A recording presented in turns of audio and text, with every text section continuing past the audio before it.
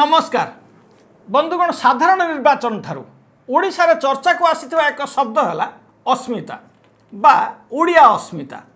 एबे पुणी एक शब्द को नहीं चर्चा होउची जा होउची लिगासी। दर्शक बंधु ये अस्मिता कौन आज ओडिया अस्मितार परिभाषा कौन आपण माने जानती। पुणी लिगासी शब्दर बहुल व्यवहार राज्यसभा निर्वाचन ठारू आरंभ होइची। ताहा पुणी जड़े निर्दिष्ट व्यक्ति सहित व्यवहार करा जाउची। हाँ आज्ञा बिजू पट्टनायक ओडिया माटर जन अनन्य व्यक्तित्व बिजू बाबू। किंतु मनरे प्रश्न आसे ये बिजू लिगासी माने आज जाए अर्थात बिजुंक वियोगर दीर्घ वर्ष जाए थिले कौठी जो माने आज बिजू लिगासी नारा देउछंती से माने केबे तो दिने बिजू जनता दल रे क्षमता पाइछंती। केही दलरु विताड़ित होइछंती बा काहाकू दल आवश्यक मन करे नाही बा किछि दल प्रति विश्वासघातक करिवार अभियोग रे बाहरी जाइछंती। किछि नेता राजनैतिक जीवन रे बिजू बाबू को विरोध करी निजर परिचय पाइथिले। सेभଳି नेता जदि बिजू लिगासी कथा कही कांदिबे तेबे लोके कहिबे कोन। एक कथा को जदि व्यक्ति विशेष नाम रे नहीं कहिबा अत्यंत अरुचिकर हबो। आमे तो आपातत सेही धरणर सांबादिकता को उचित मन करूना। बुझिबा लोक बुझीजे किए बिजुंकर आउ किए बिजू को तमाम जीवन विरोध करी राजनीति करी निजर परिचय पाइथिले। एबे किंतु निजर क्षमता लोभरु बीजेडी आश्रित होई एबे बिजू को गुणगान करुछंती। आउ किछि एकदा बिजू को विरोधी शिविर राजनीति आरंभ करी समय क्रमे बीजेडी टिकट रे निर्वाचित होई निजर इच्छा पूर्ण न हेबारु पुणी बीजेडी को गाड़ी देवा आरंभ करिसंती। सेही नेता को पछ कथा मने पड़े कि नाही एक कथा आपण माने जानती। एकदा प्रशंसा पुति पकाउथबा लोक पुणी केमिति गाड़ी दियंती पुणी स्वाभिमान रे कथा कहती। हाँ अवश्य से दृष्टि आमे दिलीप राय को नियारा व्यक्ति भाव सूचित करि परिबा। कारण बिजू बाबू शेष जीवन रे जड़े ही दिलीप राय जी कि बिजू सहचर थिले और श्रद्धार पात्र थिले। एक कथा आमे नुहे ओडिशावासी जानती। मात्र ओडिशा रे गोटिए दलर अनुग्रह जड़े पूर्वतन मुख्यमंत्री सहानुभूति निजर परिचय पाइथिबा किछि बाबू केबे केमिति बिजू को अनुगत हेले कथा कही जानिले सुंदर। एभली किछि बाबू को कथा कहिबा आसे। एणु एमाने ओडिशार ठिका नैथिबा बड़ नेता। एमानकर हांडी केउठी कला पड़े नाही। क्षमता पाई किछि भी कहि पारंती आ करि पारंती एही बड़ नेता माने। अवश्य समस्त नुहंती सेही मानक भली किछि सुযোগ खोजुतबा गोटे छात आवश्यक थिबा दिलीप राय भली प्रकृत बिजू लिगासी उपरे एबे सवार हेइछंती। पारी होई जिवे बाकी तक राजनैतिक जीवन समान अवस्था बीजेडी भितरे क्षमता पाई गत निर्वाचन रे एवं पूर्वर मध्य किछि नुहे अनेक बीजेडी घरे जाई बिजू गुणगान करिसंती। ताहा भी एक लंबा तालिका।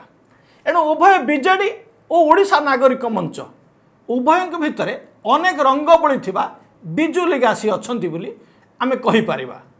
एमाने केवल स्वार्थ पाई ओडिशावासी देखुचंती। सही क्रम रे बिजू श्राद्ध दिवस रे ओडिशा नागरिक मंच रे बिजू लिगासी नेता एकाठी हुई प्रबाद पुरुषों को मने पकाइछंती। बिजू नीति आदर्श को गाँ गाँव में पहुँचेबा निष्पत्ति भितर विजय महापात्र देइछंती राजनैतिक छुंक। एक्सपेरिमेंट सह ओडिशा नागरिक मंच आग को ओडिशावासी स्वर हेबे बोली कही राज्य राजनीति को उष्ण करिछंती। हाँ आज्ञा सब कल्पना जल्पनार अंत है बिजू श्राद्ध दिवस रे एकाठी हेले बिजू लिगासी नेता। से नकली हुंतु कि असली दलमत निर्विशेष बिजू को भल पाउथवा नेता विशिष्ट व्यक्ति विशेष को गोटे मंच देखा मिलला।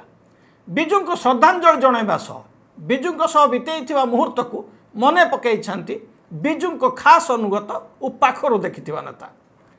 यह सह कथा छल बिजू नीति आदर्श को किभली गत 2 दशंधि मध्य जलांजलि दि जाइछि से नहीं मारिछंती तेरछा बाण। बिजू बाबू को देखि नथिबा लोक एवं बिजू को नहीं लंबा भाषण मारुथुआ कही कटाक्ष करिसंती राज्य सांसद दिलीप राय। बिजू परिवार परिभाषा ओडिशावासी सामने रखिछंती बिजू को अनुगत। ବିଜୁଙ୍କ ଆଦର୍ଶରେ ଓଡ଼ିଶାର ବିକାଶ କରିବାକୁ ଆହ୍ୱାନ ଦେଇଛନ୍ତି ବରିଷ୍ଠ କଂଗ୍ରେସ ନେତା ନିରଞ୍ଜନ ପଟ୍ଟନାୟକ। ବିଜୁଙ୍କ ଭଳି ସାହସୀ ହେବାକୁ ପ୍ରତିଟି ଓଡ଼ିଆକୁ ଆହ୍ୱାନ ଦେଇଛନ୍ତି ଏକଦା ବିଜୁଙ୍କ ବିରୁଦ୍ଧରେ ଲଢ଼ିଥିବା ସୌମ୍ୟ ବାବୁ। ହଁ ଆଜ୍ଞା, ସୌମ୍ୟ ରଞ୍ଜନ ପଟ୍ଟନାୟକ ବିଜୁଙ୍କ ନୀତି ଆଦର୍ଶକୁ ଗାଁ ଗାଁରେ ପହଞ୍ଚାଇବାକୁ ଆଗକୁ ବ୍ଲକ ଓ ପଞ୍ଚାୟତରେ ନାଗରିକ ମଞ୍ଚର ପରିକଳ୍ପନା କରାଯାଇଛି। ଅନ୍ୟପଟେ ବିଜେଡ଼ିରୁ ନିଲମ୍ବିତ ହୋଇଥିବା 3 ବିଧାୟକ ଏହି କାର୍ଯ୍ୟରେ ସାମିଲ ହୋଇ ବିଜୁ ଲିଗାସିକୁ ଆଗକୁ ନେବାକୁ ଶପଥ ନେଇଛନ୍ତି। ଏସବୁ ଭିତରେ ପୁରୁଖା ନେତା ବିଜୟ ମହାପାତ୍ର କହିଛନ୍ତି ଓଡ଼ିଶା ନାଗରିକ ମଞ୍ଚ ଆଗାମୀ ଦିନରେ ଓଡ଼ିଶାବାସୀଙ୍କ ଏକମାତ୍ର ସ୍ୱର ହେବ। ଏହି ବୟାନଟି ସୂଚାଇ ଦେଉଛି ରାଜ୍ୟ ରାଜନୀତିରେ ଗୋଟେ ନୂଆ ସମୀକରଣ ପାଇଁ ସମ୍ଭାବନା ସୃଷ୍ଟି ହେଉଛି। ଓଡ଼ିଶା ନାଗରିକ ମଞ୍ଚ ଜରିଆରେ ବିଜୁ ଲିଗାସି ନେତାଙ୍କ ପରୀକ୍ଷା ନିରୀକ୍ଷା ଆଗକୁ ଉଭୟ ବିରୋଧୀ ଓ ଶାସକ ଦଳ ପାଇଁ ଆହ୍ୱାନ ସୃଷ୍ଟି କରିପାରେ। ବନ୍ଧୁଗଣ, କିଛି ଦିନ ତଳେ ମହମ୍ମଦ ମୁକିମଙ୍କ ନେତୃତ୍ୱରେ ଓଡ଼ିଶା ଜନତା କଂଗ୍ରେସର ଆବିର୍ଭାବ ହୋଇଛି। ଏବେ ପୁଣି ଓଡ଼ିଶା ନାଗରିକ ମଞ୍ଚ କାହା ପାଇଁ? ଦୀର୍ଘ ଦିନ ଧରି ବିଜେପିର ସଙ୍ଗତରେ ଥିବା ବିଜେଡ଼ି ପ୍ରଥମ ଥର ପାଇଁ କଂଗ୍ରେସ ସହିତ ମିଶି ରାଜ୍ୟସଭାରେ ପ୍ରାର୍ଥୀ ଦେବା ପରେ ବିଜେପିର ଏହା ସ୍ୱତନ୍ତ୍ର କୌଶଳ ନୁହେଁ ତ? ଅର୍ଥାତ୍ ଓଡ଼ିଶାରେ ବିଜେଡ଼ି କଂଗ୍ରେସ ସହିତ ଗଠବନ୍ଧନ କରେ, ଯଦି କରେ ବିଜେଡ଼ିକୁ ଭାଙ୍ଗି ବିଜୁ ଲିଗାସି ନାମରେ ଆଉ ଗୋଟିଏ ସମାନ୍ତରାଳ ଦଳ ବିଜେପିର ସହଯୋଗ ପାଇଁ ପ୍ରସ୍ତୁତ କରାଯାଉନାହିଁ ତ? ଯଦି ଏହା ହୋଇଥାଏ ତେବେ ଆଗାମୀ ଦିନରେ ଓଡ଼ିଶା ରାଜନୀତି ଏକ ବହୁଦଳୀୟ ରାଜନୈତିକ ବ୍ୟବସ୍ଥା ଭିତରକୁ ପ୍ରବେଶ କରିଯାଉଛି। ଏହା ବି କୁହାଯାଇପାରେ ଯାହା ମହାରାଷ୍ଟ୍ର ଭଳି ପରିସ୍ଥିତିରେ ସୃଷ୍ଟି ହୋଇପାରେ ଓଡ଼ିଶାରେ। ବଦଳି ଯାଇପାରେ ବିଭିନ୍ନ ନେତାଙ୍କ ପରିଚୟ। ଏକ ଗୋଳିଆ ପରିସ୍ଥିତି ଭିତରକୁ କ୍ରମେ ଟାଣି ହୋଇଯାଉଛି ଓଡ଼ିଶା। ମାତ୍ର ପ୍ରଶ୍ନ ଆସୁଛି, ଏଥିରେ ଲାଭ କାହାର? ନେତା ସୁଯୋଗ ପାଇବେ, ଜନତାଙ୍କର କିଛି ଲାଭ ହେବ କି? ଓଡ଼ିଶାର ପ୍ରଗତି ଚାପି ହୋଇଯିବ ନାହିଁ ତ? ରାଜନୀତିର ସାପସିଡ଼ି ଖେଳ ଭିତରେ ଆଗକୁ ପଞ୍ଚାୟତ ନିର୍ବାଚନ। ଠିକ୍ ସମୟରେ ନିର୍ବାଚନ ହେଲେ ଆସନ୍ତା ଫେବୃଆରୀରେ ପଞ୍ଚାୟତ ନିର୍ବାଚନ ଜାରି ଥିବ। ଏଣୁ ସମୟ ସ୍ୱଳ୍ପ, ଯାହା ବି ହେବ ଯଥାଶୀଘ୍ର ନିଶ୍ଚିତ ହେବ। ଓଡ଼ିଶା ବିଜୁଙ୍କ ଉତ୍କଳ କଂଗ୍ରେସକୁ ଦେଖିଛି, ବିଜୁଙ୍କ ଲିଗାସିକୁ ନେଇ ରାଜନୀତି ବି ଦେଖିଛି, ଦେଖୁଛି ମଧ୍ୟ। ଯେମିତିକି ସଂସଦରେ କଂଗ୍ରେସର ପ୍ରିୟଙ୍କା ଭଦ୍ରା ସ୍ୱରାଷ୍ଟ୍ରମନ୍ତ୍ରୀ ଅମିତ ଶାହକୁ କହିଲେ ଚାଣକ୍ୟ ଥିଲେ ହୁଏତ ଆଜି ଆଶ୍ଚର୍ଯ୍ୟ ହୋଇଥାନ୍ତେ। ଏବେ ବି ବିଜୁବାବୁ ଥିଲେ ଦେଖିଥାନ୍ତେ ସେ ସିନା ଦୀର୍ଘ ବର୍ଷ ଧରି କ୍ଷମତା ଭୋଗ କରିବାରେ ସଫଳ ହୋଇପାରିଲେଣି, କିନ୍ତୁ ତାଙ୍କ ନାମକୁ ନେଇ ଓଡ଼ିଶାର କେତେ ନେତା ନିଜର ରାଜନୈତିକ ଇଚ୍ଛା ପୂର୍ଣ୍ଣ କରିବାରେ ସଫଳ ହୋଇପାରୁଛନ୍ତି ତାହା ତ ଜଣାପଡ଼ୁଛି।